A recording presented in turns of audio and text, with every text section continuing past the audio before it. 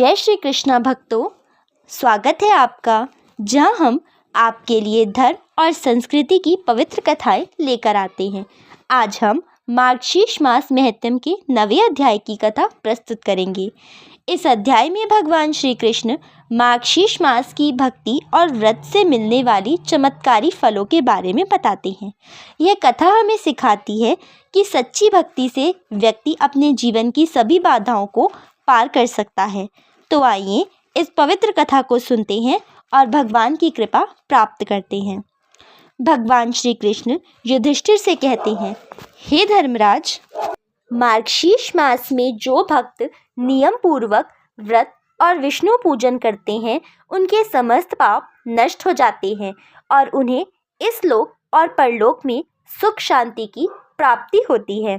इस मास में किया गया एक छोटा सा पुण्य भी कई गुना बढ़कर फल प्रदान करता है।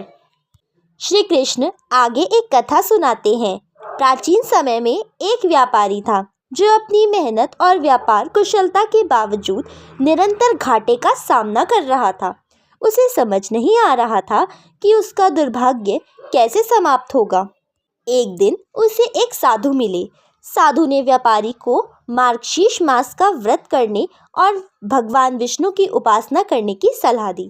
साधु ने कहा, हे वत्स, इस मास में भगवान विष्णु की भक्ति से सारे कष्ट समाप्त हो जाते हैं। व्यापारी ने साधु के निर्देशों का पालन किया।